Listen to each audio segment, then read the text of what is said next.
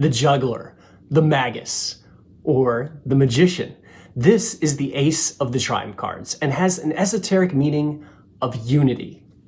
Hello, I'm Michael J. Auger, creator of the Allcento Tarot, and today let's take a closer look at the first card of the Tarot's major arcana.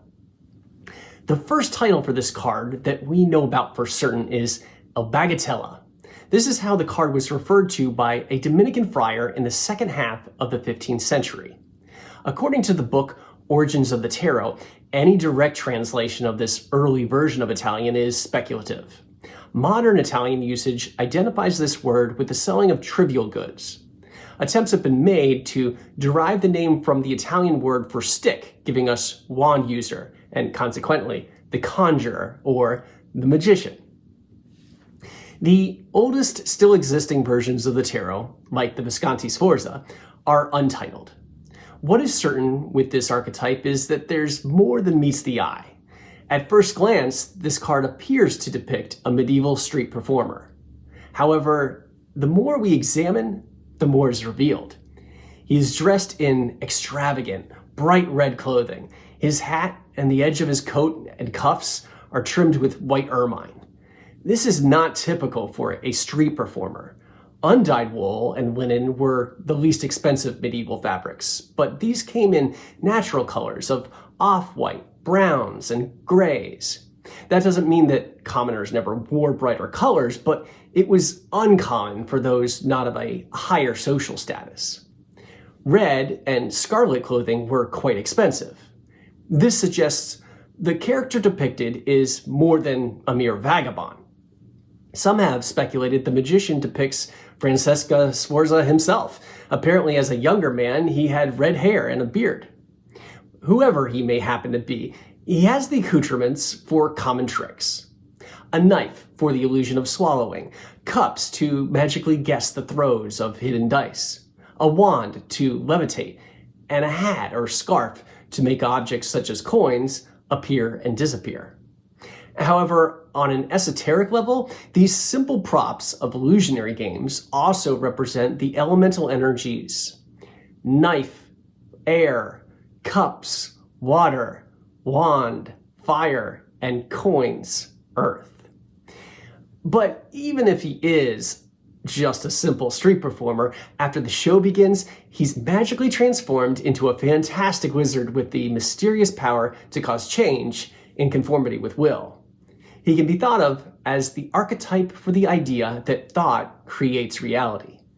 The magician channels heavenly power and manifests this power into the material world.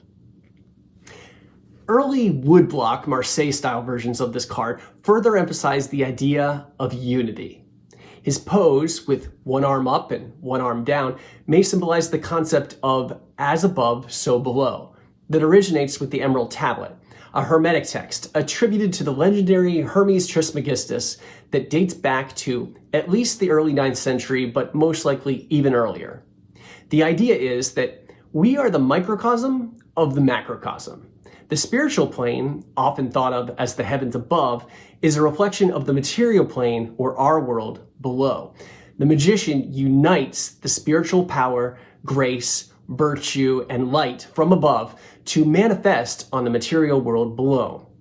The words above and below are metaphors to explain metaphysical concepts. When we unite these ideas, that is the completion of the great work of self-realization. Hidden in the magician's hat is a lambscape, a symbol of infinity. Everything united in a nice looping bow. In addition to the tools on his table, corresponding to the 4 elemental energies, they also can be seen to represent the 4 suits of the tarot, the 4-lettered name of God, and the 4 Kabbalistic worlds, and other concepts, all united by the magician. He unites opposites much in the same way that an ace can be thought of as both high and low. The most popular tarot deck was created by a Catholic named Arthur Edward Waite, together with artist Pamela Colman Smith. The magician of the Rider-Waite-Smith tarot is dressed in red and white, just as the Christ was often depicted in art. It is believed that Jesus was a worker of miracles, and therefore he fits well into the magician archetype. In this version of the card, the lamescate is no longer hidden in the magician's hat, but is clearly indicated above his head like a halo. This symbol of infinity is an endless cord that represents infinite capacity for creativity when connected with a higher source. About the waist of the magician is an Ouroboros, a snake eating its own tail, in an endless loop, and this represents the eternity of attainment in the spirit. Both the lamescate and the Ouroboros are symbols of unlimited potential. Similar to the older versions of this card, on the table are tools that represent the forces of the material world. The magician reveals things that were previously unrealized. For example, the contents of the fool's knapsack. The magician archetype represents not only new beginnings, but also the potential of completion. In addition to the 4 elemental tools on the table, the magician also is holding up what appears to be a double-sided candle, representing the 5th element of spirituality. Also included in the background of this version of the card are flowers that imply cultivation and manifestation of desires, and the unity of red roses, symbolic of life, and white lilies, symbolic of death. This is a card that represents new ideas. The Hermetic Order of the Golden Dawn taught that this card represented the magus of power and corresponded him to the Hebrew letter bet, which means house. The magician is the house in which the spirit dwells. He's the extension of the fool, but where the fool is formless, the magician is the form. He has manifested into the material and can be considered our guide for the fool's journey. The fool was the stage of pre-thought. The magician is the thought spoken. Therefore, he is linked to the Egyptian god Thoth, or the Greek god Hermes, or the Roman god Mercury. This is a god of magic, wisdom, and communication, and what the Hermetic tradition is named for. However, just like Hermes, the magician also has a trickster side. Power often corrupts. Now, if we return to the centuries-older Marseille-style versions of this card, the tools are there, but they're disguised. He holds a wand above his head to distract your attention from the coin he holds in the other hand below. There are many ways that the oldest decks can be united with the more modern ones.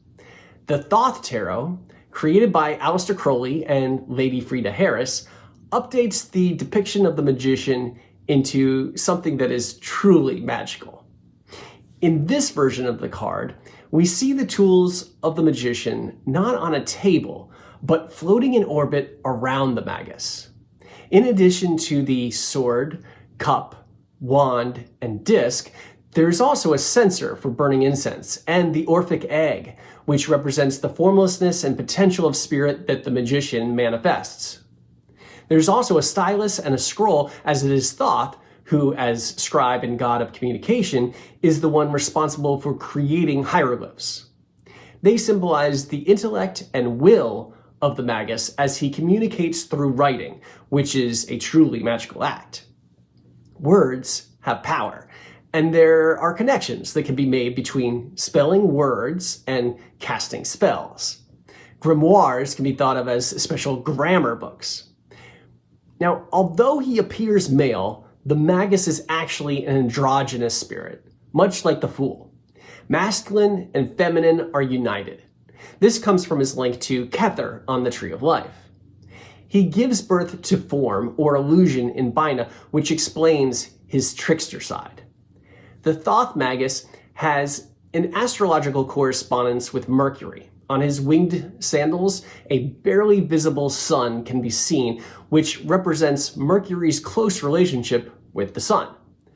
On the Tree of Life, Hod is the Sephirah, which is ruled by Mercury, and Hod is the 8th Sephirah, which is why an 8-pointed star can be seen on the disc that floats to the left of the magus. Crowning the magus is a caduceus. In the center eye of Horus, a descending dove can be seen, which represents spirit descending into creation. The path of the dove can be seen as a shaft of wand that stretches toward his head and extends past his feet. Also of note is the ape of Thoth, obscured in the bottom right of this card. This represents the distortion that is inherent in form, or in this case, the speech of the magus. Spirit is the only true perfection, and so truth becomes distorted through the personality of the one attempting to represent it. And here's the magician of the Allcento tarot. Under close examination, you'll see it's filled with the symbolism from the various traditions of the tarot. The spiritual sun, a link to the unity of Kether, shines outside a four-sided window, a link to the material. In pots are rose flowers of the field, representing desire, and lilies of the valley, signifying pure aspiration. He holds a double-sided candle and gestures with his arms to communicate hermetic wisdom. As above, so below. In his hat, the lemniscate is hidden. To his side is a caduceus. And attached to his Ouroboros belt is a golden key with the power to unlock and open every process. And speaking of keys, I'd like to give a shout out to the Charmed Compass, whose compass key pendant I'm wearing today. It even has a compass included in this key, which is handy for a magician when he's working inside a magic circle and needs to know which direction to face. On the table are the tools of natural life over which the magician has mastery. Under his table are alchemical vessels, dice, and the cups and ball of a trickster. He is the ace of opposites, the link between reason and faith, and the great uniter of the microcosm and the macrocosm, a truly magical archetype. In my next video, we'll continue the journey of the tarot with the next triumph card, the High Priestess. I hope you'll join me. And if you'd like to find out more about me and the Allcento Tarot, please visit my website, offbeatartwork.com. Also, please like, subscribe, and leave a comment to show your support. And until next time, brightest blessings on your spiritual journey.